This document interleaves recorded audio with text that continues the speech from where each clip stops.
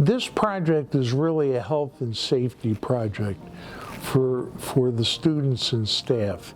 It involves infrastructure needs that really haven't been addressed in many years. So at Seymour Smith, that's an original school building that was built in the 1930s. Many things have been upgraded over time, but there are a number of things that have not been. The roof has not been done in many years, and if you've been in that building, you'll know that if there's a heavy rain, that the roof leaks. So we've had our issues with the roof. We've had leaks pretty much all over the place. Greater concerns with the roofing and masonry has become apparent in the backstage wall.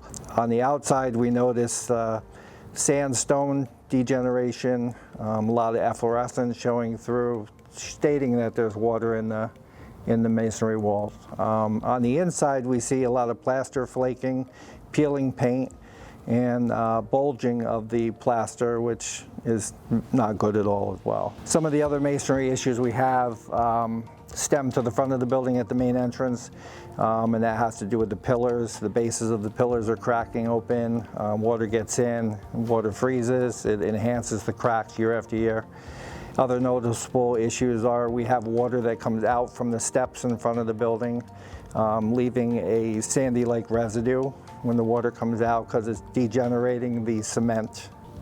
We have 2 boilers at the building that are quite old and past their useful time, and they need to be replaced not only because they become a maintenance issue, but also they're not very efficient.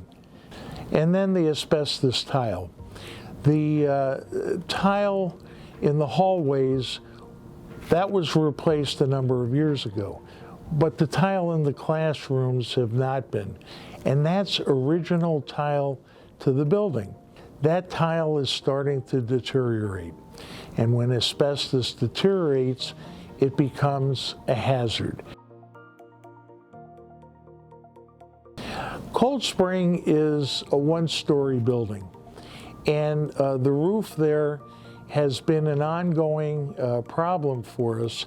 We have had numerous leaks, and it becomes really a health hazard, because when the water gets into the building and you have the potential for mold and those kinds of conditions, not good for kids or staff.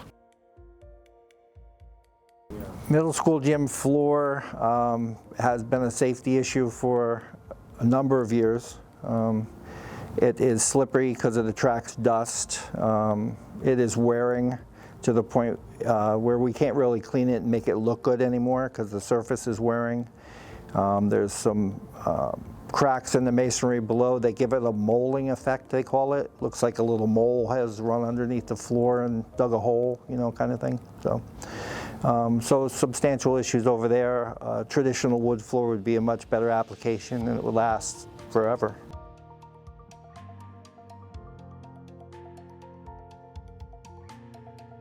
We've heard about the $7.7 million capital project and how important it is to the district. I'm happy to report that we'll be able to pay for this project with minimal impact on taxpayers. So how will we do that? First, if voters approve the project, they will also be giving permission to use more than $3.5 million in existing capital reserves. This is money we have now that will finance nearly half the total cost of the project, covering costs for the coming year so that we're planning for zero impact on the 2021-22 budget. In August, when the board sets the tax levy, they will have an opportunity to appropriate additional funds towards the project. We're estimating that right now at about $1.6 million. And that will leave about $2.6 million, about 1/3 of the total cost of the project, that will need to be financed. This could be accomplished using short-term borrowing over 5 years or less, which will both minimize interest payments and limit the amount of debt service needing to be included in future budgets. And finally, it's important to note that the project should be fully aidable, with more than 1/3 of the total cost of the project coming back to the district over the 15 years following its completion. So the vote on the project is May 18th. It's a Tuesday.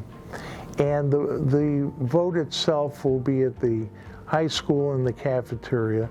We think that this is a project that has only necessities. It's basically to fix conditions that exist in the school buildings. So we're asking you to come out and support us again. Look and see what the details of the project are. Ask questions.